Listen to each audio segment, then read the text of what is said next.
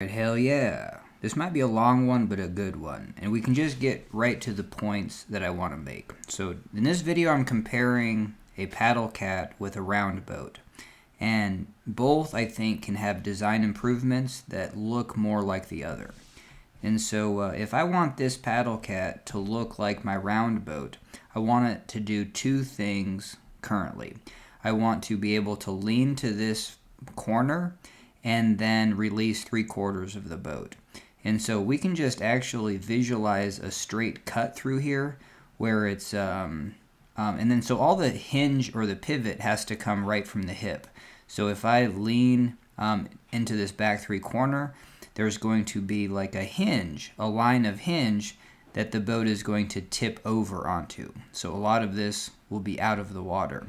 And then the other thing is that right at the middle, this will get in the way of paddling a little bit, but it's worth experimenting, is have a bump out to where, and you also have another cut that comes in the middle. And this can be different. You can still have your front and rear contact points, and maybe we'll talk about that. But actually, let's talk about this. Because if I have a runner, if like the longest water line is from this point all the way to the front and this point all the way to the front, and this is kind of where my weight is anyway, you know, that gives me a runner where the runners are closer together. And that's very similar to, I got to paddle it with an R1er that was paddling the high side paddle cat. And that's a very narrow paddle cat, and dang, it was fast. So, you know what I mean? Having those two contact points close together equals speed for sure. And then everything out here is auxiliary, you know what I mean? And so if your contact point is here, you can do some more wilder tapers. And so here's the deal, is that this cockpit has to be a point of neutrality, you know what I mean? You have to have your neutral places, and it can be a little bit in. It's not too hard to paddle over this. It's like a 20-inch tube. But then, you know, to get all the way out onto an edge, and for sure have a foamed out and even curved up surface, so when you get out there, it feels natural and stuff like that. But then you're putting another surface onto edge. And so from my last video, we looked at the bottom of a kayak, and they from a rotomolded perspective, they actually have flat spots. And so my idea is to at least come in with a 70-degree angle, maybe 60, maybe steeper at 80, but hopefully, you know, some sort of angle in here where it is a little bit diamond shaped too, or trapezoidal, where that's just going to be right in the middle, and then it slowly tapers back to the front and back. But basically being able to lean in on that and then put that edge in the water, so you can just effectively get the other side out of the water, but the boat's not going to tip over. So you've kind of, if you lean aggressively into that, the boat's going to pop up 30 degrees and then hit some buoyancy and go no farther. And I think that would be a real game changer, because then it gives you another location. It gives you a central point to paddle from. Because if you get to that midpoint, you can just paddle from that. And so, hell yeah. And I do like this video right now, because it seems like a lot of these ideas are coming together. But why I'm making this, because now we can watch some footage. Let's at least watch this footage. Because a paddle cat is unique in the fact that it's two R1 rafts. So I want you really to think of the paddle cat being two R1 rafts. So like right here, we're side surfing in a hole. This tube right there is an independent raft. Like, just pretend like it's surfing by itself. When this tube, you know what I mean, it hits the incoming water and it gets pushed up, and then it runs into the pile, and then it goes back down. So this tube independently is stuck in the hole. Because there's such a huge difference between these two tubes,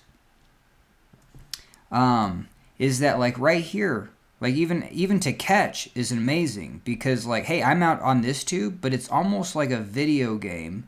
Like, think of it like a video game, or like an avatar, that like, hey, I'm over here controlling what that side is doing. So let's look at this entry move, because it's really cool. I'm over here, but I'm I'm really functioning this hole. Well, this hole is going to grip that other tube. That other tube sticks into the hole. And this other, think of it as a complete R1 boat. That other R1 boat is what's catching that. So this R1 boat caught, and you know what I mean? It at least caught the pile over here.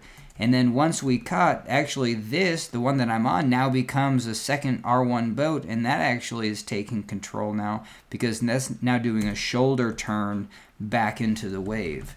But to catch this, it's first having this outer tube be a separate, like this is pieced out mode. Like the tube that I'm on, especially in my round boat, which is so rocker, that if I leaned on this tube, I would have pieced out. There wouldn't be any, like, because that's the thing with the design that I'm trying to do is like a full rockered boat. It has uses, especially in low water R1 surf and play boats.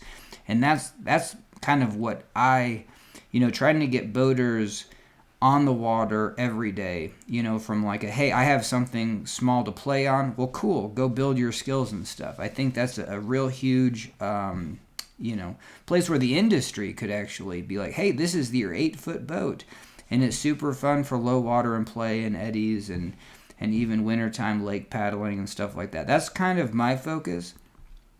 But then taking a step back on my road trip, getting to paddle this paddle cat. Hell yeah.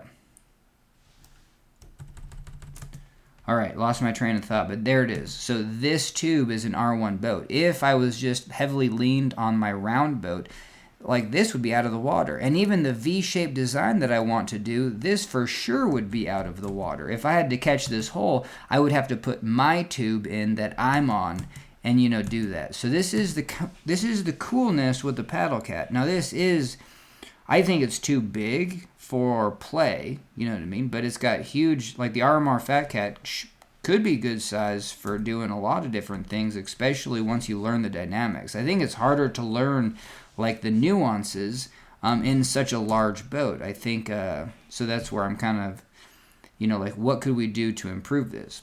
But basically, I'm just taking a look at this footage to show that this separate R1 boat is surfing while this gets to be doing something completely different. It's up out of the hole. So now let's take a look at, this is footage of Hungry Mother on the Golly. And this is a hole that should probably put me like deep in it. If my boat is rounded underneath, and so this tube, let's see if that tube does the same thing as an R1 boat. It gets sucked, and you know what I mean? That tube stays pretty much the same. You do get this second benefit that when I am leaning, this can come into the water and this can elevate, where you don't get that in a paddle cat. If I was in a paddle cat, there's going to be equal pressure on both these tubes. This is always going to kick me up to the top, but that is actually a better benefit in a hole like this. The fact that this tube can't do this in a paddle cat and will kick me to the top, and then I will be on this top tube. Let's watch some footage. I'll be up on the wave. And if I'm up taller on this hole, then it gives me more options. So I have to wait to get kicked before, I get to the top of this hole. So there we got to the top of the hole. Now we're deep in it. And the second we're deep in it, it's fairly stable. But what happens is this tube just randomly gets bucked, and it's like I'm getting better at knowing like when it's gonna bite and bite hard. Because if it bites hard, like you're totally done for. But this hole wasn't too bad. Hell yeah.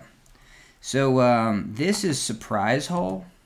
Let's see what hole this is. Yeah. This is Surprise Hole, just below whatever the 2 drops, Iron Ring. And so hell yeah. So this is actually a pretty big hole, man. This was like surfing just to stay. I was just like, hell yeah. I was not expecting to surf this one. But we're so low in here, and I guess let's watch till we go to a flip, that we do purl to a flip, so bite to a flip. So let's watch this one all the way through.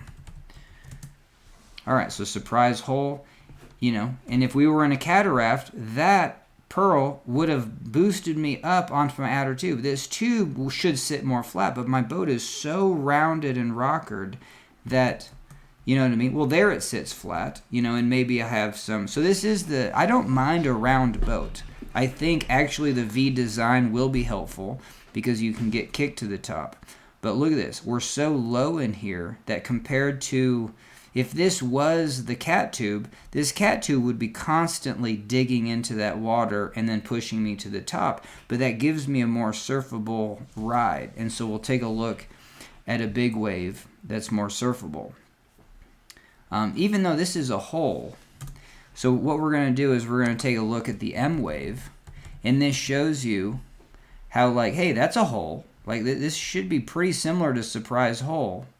And in a second, we're going to go sideways. And look at that. We even go sideways. And this is, we should be pieced out. You know what I mean? If we get kicked and we're like this. And so this is riding me higher up into the wave. I'm up on the, slow down.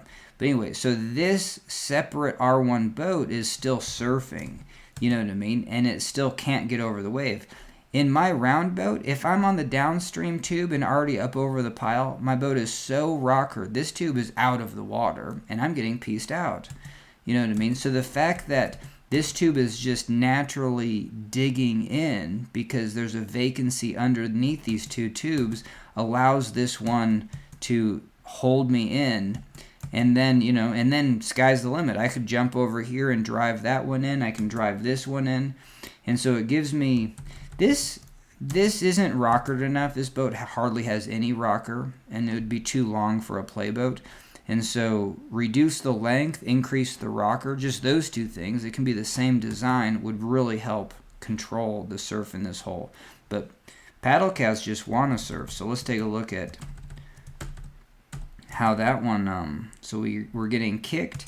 And so this tube is an independent R1 Raft, and it's kind of low side. I call this a low side turn, where the low side turn usually keeps you in. And we should be totally pieced out. Like that should piece out my round boat like all day. And I don't even know, this should piece out this boat as well. But yeah, these are just, because they track and then rotate. I don't know. Yeah, I'm just saying physics words, but paddle cats definitely suck into a surf, and that's a good thing. Hell yeah, you want to be surfing. And so that was good footage. So here's Kelly's wave, and this is another stomping hole. This is the wave. This is the best wave that I'm a day's drive from, and I don't mind doing like a 3-day road trip and just hitting this thing hard, because this wave. And I'm getting to the top, you know what I mean? And this is the perfect wave to actually try some of my new designs if I can actually create one. But this is the cool thing about an R1 boat being low in the hole, and my boat's edging. In my last video, we talked that I can't edge the boat enough. So either the boat needs to be a V shape, that will help, and then have, I think, a V shape and have that bump out on the side, that trapezoidal bump out. And hell yeah, I think I had a dream about that. But hell yeah. So those are the two things that I trapezoidal bump out right there, and a V shape. And then, because then this won't get in the way, and I can just be chill. You could be just chill, and then you'd have more time to figure it out. Right now I'm just survival high-siding to make all I'm doing is trying to make that tube not hit and flip. You know what I mean? So it kind of makes this not dynamic, kind of boring. You're just like, dang it, all I can do is one thing. And that's where it's kind of back to the drawing board. And maybe it is. So here's the cool thing, because I'm thinking about doing a split design. Even with the round boat, I want a gap in the middle. I want to take out the middle I-beam. I definitely want to experiment with that, because if the middle I-beam was out, then that would shear through the water. And I think that's a good thing. Sideways shear. Because if I was in this side surf like that, I want that to grip. I actually want this surface to grip up to get me high-sided to the top. Like, I want that to happen. because that's the only thing that's going to provide the dynamics that I can actually do anything, especially in a 10-foot boat. So that one hit led to all that dynamic motion, and I got out. So let's take a look at that. So I do want this, I just want it more controlled. So there's two ways to get this hit more controlled. Make a trapezoidal bump out, and I think that would be useful. Like someone's, I agree that if I put a scoop on that you would just scoop to a flip. But maybe not. I'm hopeful that even if you put a scoop, because I want the side of this to be a scoop or a diamond shape. And so let's say diamond shape, so it's in between a scoop and a pontoon edge. But it would, and that's maybe the trapezoidal bump out I'm thinking about. That's kind of sharp, but just a little bit higher. So it would be, I don't know. I think round is the worst material. I think round is the worst surface because it equally tacks and you just have so much resistance. And so I think a stair-step trapezoidal bump out would be better. You know what I mean? But I do want it to grip. I want it to grip and then do that. I want that motion to be more controlled so I get to control it. You know what I mean? And you're not going to have too much bigger holes in this, but this is a great litmus test for being like, hey, I'm in these holes that when that bites, I'm flipped. You know what I mean? And so there's just one time that we used that one to actually probably, I want this to bite. So we're going to use that. And then heck yeah, now I'm going to use all this dynamic motion to get over there and back. And so, hell yeah, so if we took out the middle thwart and had, and that would provide quick draining, so we have that. The other thing is that this is just bathtubed right now, so it's almost impossible to control. And I want the cockpit to be, yeah, we can watch this one all the way through. Get some water. The only place that I want water to come in the boat is the cockpit, just the place where I'm moving around. I don't want any extra water in the boat. It's too heavy. But I do want the water in the cockpit. If the water ever comes in the cockpit, hell yeah, that's going to be very useful. And it's still going to be quick draining anyway. And so I think that'll be a perfect amount. If you needed more, then you could have slower draining but proportioned cups on the front and back, where you do take in water, but just, it can only take in so much, and then it slowly drains. So you can always play around with that kind of stuff.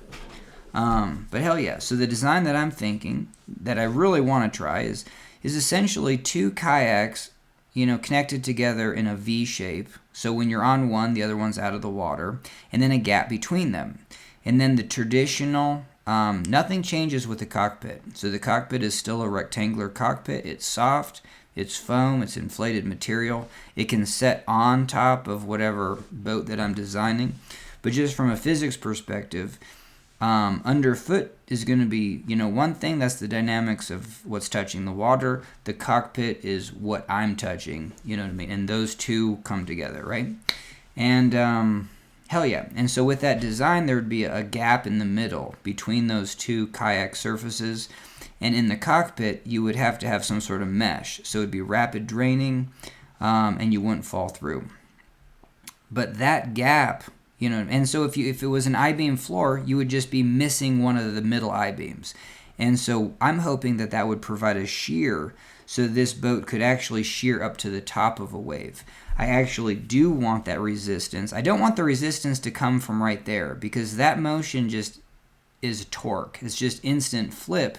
But if I have this same bite come from somewhere underneath the boat with a ridge, then hell yeah. And it's a perfect, missing an I-beam is a perfect example of like, hey, if we're going straight downstream, that could provide with more tracking, and it should be faster that way. It basically turns, missing one I-beam is no different than turning this thing into a paddle cat. So that's where I'm showing like a round boat needs to be more like a paddle cat. And I really still want a highly rockered under boat. That's why I'm doing like a V shape. And that's where the combination of missing an I-beam. And I don't know how much room you have to work with, but, you can at least miss one of the 8-inch I-beams. So 8 inches of gap, I think, would be ideal. 6 to 8 inches of gap. and that would help me carry me to the top. So I think that would be a perfect playboat thing. Hell yeah. And just, I would love to experiment with the roundness of this boat, like chop it off another foot and then make 2 pontoon points and make them up just a little bit more rockered. I think that would be like the ideal. Still come in a little bit on the sides, like follow the contour of a kayak, completely. And then you have it, I really want an 8-foot boat. I think 8.5, let's say 8.5 feet. You know what I mean? Because the Thundercloud is 9.5, 9.5, or 9 feet 8 inches, or whatever it is, 9.6 maybe. But yeah, I think 8.5 is like a sweet spot, and 8 for sure you could do 8 easily. All right, so we got some other clips. This wave just shows that I'm just locked in. I'm not riding to the top, and it's just like, oh, this is awful. You know what I mean? And because nothing's biting, because my boat's too rounded anyway. So like my boat does have rockers. So like I'm up against the wave, and I think that's good. Like I like this, and even in this clip, I'm showing how I can work back and forth to like own this hole. And I think that's a really important thing. If you're a kayaker, you got to do the same thing. You got to edge your boat, high side your boat, get your paddle into the pile, and then work it.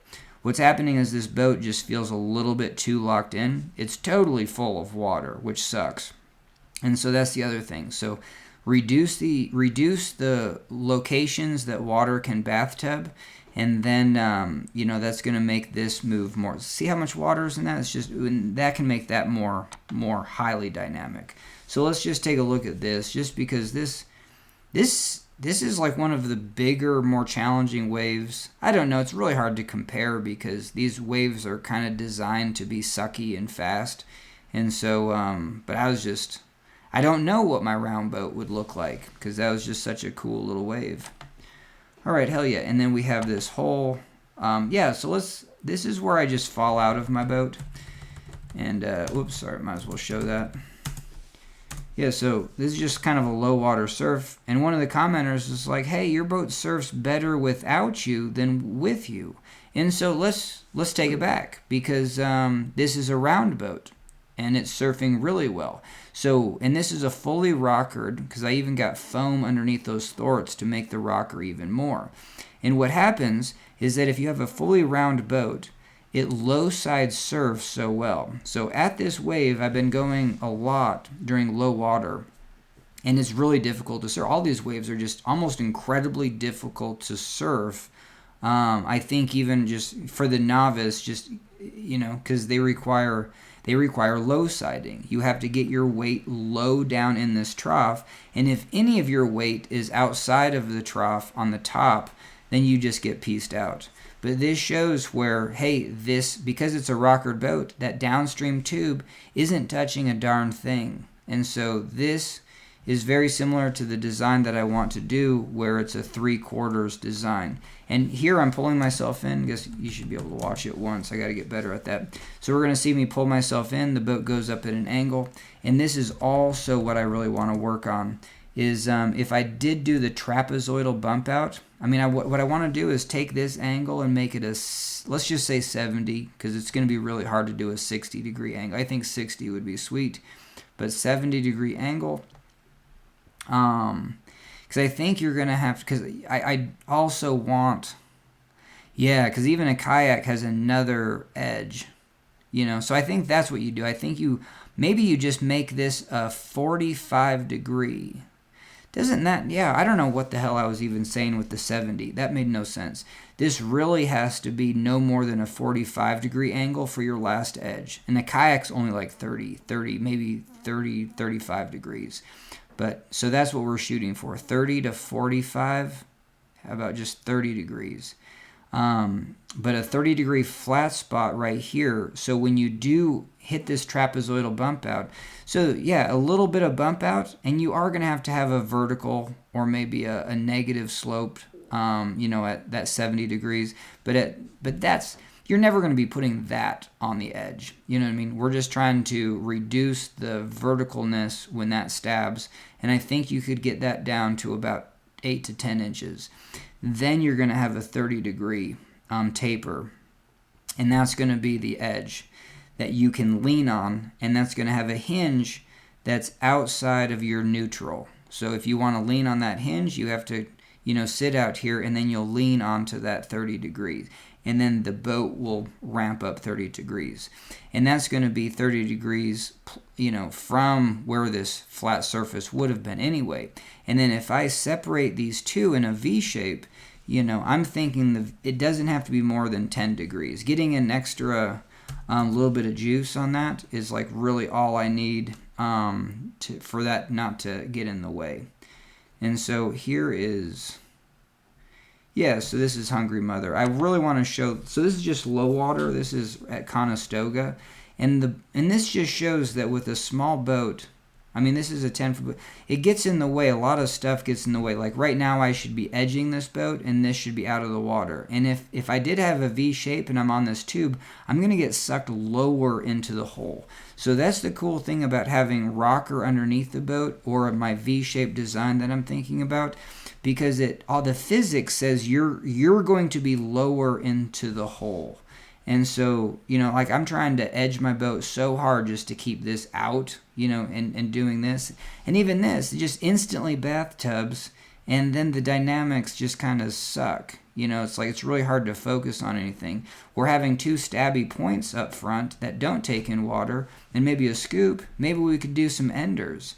I think getting boosted into an ender is one of the funnest things, especially in R1 Raft. You can pirouette so high that I think that's one of the easiest tricks. It would be like, I think that would be the cartwheel for the kayakers. You stab into this hole with a scoop on the front, and you go vertical, and then when you do that, it's going to be pretty slow. And then so all you have to do is just jump to the back, and then start pirouetting your boat. So then when you do land, like you're landing, I think it would be a cool move where you just land back to flat, because your boat is going to tip over. Yeah, so let's talk about that, because this is really interesting. So if I pirouetted right now, my boat is going to tip over up into that, flat water.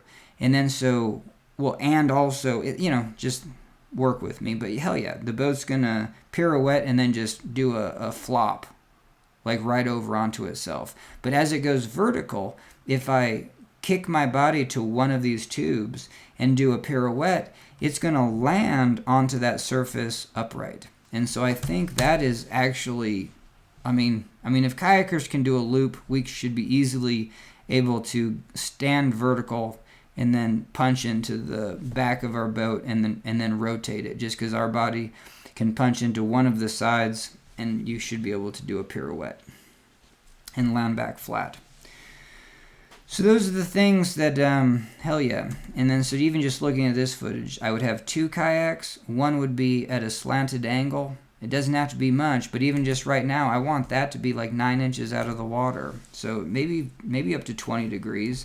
And just right there, when you're doing turns, like all this is just getting in the way. The fact that that's sucking water, and I'm over onto this edge. If this was a kayak and you're edging over here, you would free that up. So that's the thing with a smaller boat and just having more edges and just releasing more surfaces.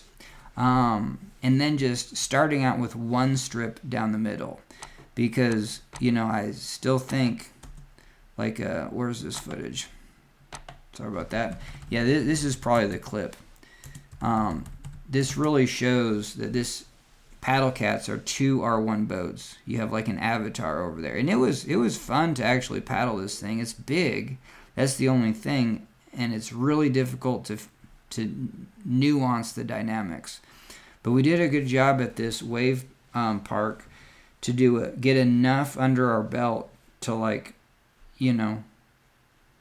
I'm so glad I did, because if I neglected the paddle cat in the design of a better R1 Raft, it would be you can, but you shouldn't, because it's superior in a lot of different ways.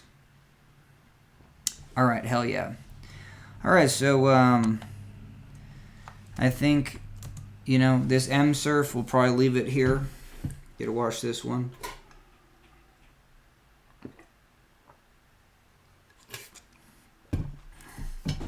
Hell yeah. Those front ends punch too much, you know what I mean? But, I mean, it's remarkably stable. The fact that the front ends just punch so hard, and then the boxiness of this boat, you know, makes it still spin. And, like, once it starts to, you know, send you, you feel like you're gone. But, I mean, it's for being so flat, I could still feel the edges and release the tubes just enough. Like, right there, that's releasing that tube. You know what I mean? The fact that I'm on this low side tube, this tube is now free to move. It doesn't have any current taking it. And that tube is totally free to rotate. My weight's all over here. And so this, when it comes to this, the same thing. Make a trapezoidal bump out. Be able to lean onto that. Get this. It doesn't have to be out of the water. You know what I mean? But you could. And then with that design of like getting 3/4. Having a 3/4 back here, especially in the back. And the back can be different than the front. I'm totally set on a half slice back for round, where it's like you have a hinge at the hip, where it's just like if I move, so if here's my seat, and I can move just a little bit back, like a foot back, and there should be another bench right here. If I can move to this bench and on this tube, then it's literally going to hinge at this angle. Or just with you can do two ways, but the half slice it's just a flat hinge, where if I lean back, all this boat, at least half the boat, comes out of the water. But that's where, even in a paddle cat, you don't want this straight design. You want a little bit of kayak curve to here. You could, and then here's the deal, because this is sponson. This point is so far out of the water that if you had x-ray vision from the top, or like a construction drawing, the bottom would have the contours of a kayak.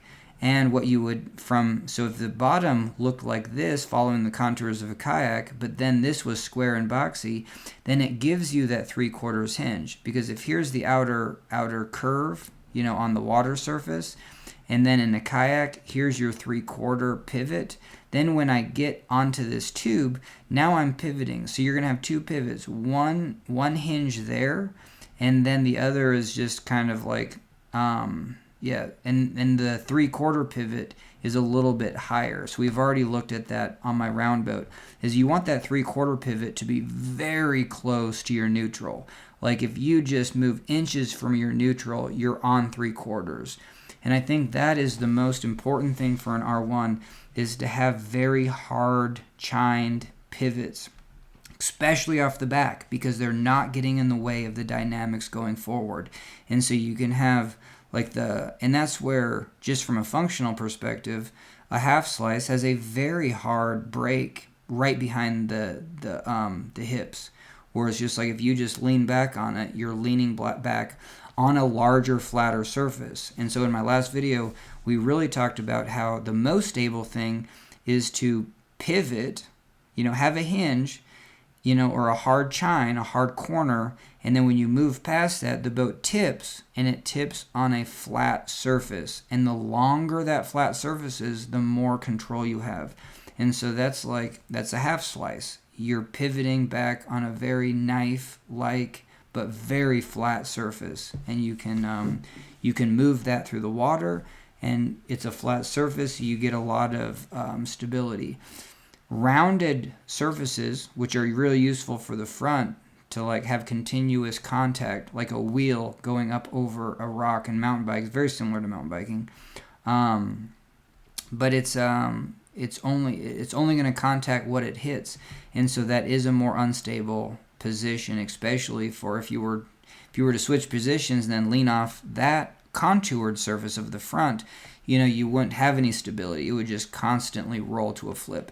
And that's where my boat rounded, you know what I mean, I've noticed, it's just like if it's so rounded like a basketball, it's going to hit a wave and then flip. And so that's where the round boat can have more flat spots. And then all the boats can have more flat spots. I mean, it's just inflation just is synonymous with round tubes, right? So, but hell yeah. So those are my two pivot points, and releasing. So you could release 3/4 of the boat off that pivot, and that's going to be right at the neutral, or just pretty much neutral. where it's just right in that window of off-on. That's your off-on switch. So your neutral position should be an off-on switch between releasing 3/4 of the boat and not, you know what I mean? And having all that in contact. Lean back, you should be able to get the whole back out of the water. I do like the squareness. My design is like, hey, keep the square boxy shape as a river runner, but then the underneath, you know, feels like when you get on here, it curves, you know what I mean? Because if I jump to this in a round boat, hell yeah, it's gonna act like an edge, like a curved edge. Cool, this just acts like a seat, you know what I mean? But for straighter is way better when punching, you know, because even this is just, well, I'm surprised how much that turns, you know what I mean, because that's the same thing in a round boat. You hit these surfaces and it just turns you, but for whatever reason, the paddle cat can take that so much more dynamically where it's not a big deal. But the, where we have the round boat, the diamond shape of a round boat, the second that we hit anything with the front corner of our boat, oh man, it's just like, it's over. And so, so hell yeah. So I would assume having straight pointed front ends, getting that wider is more stable. Because if you do hit something sideways, you know, just like right there, then your 2 points of contact, like this gets swept, but that balances out. And so, hell yeah.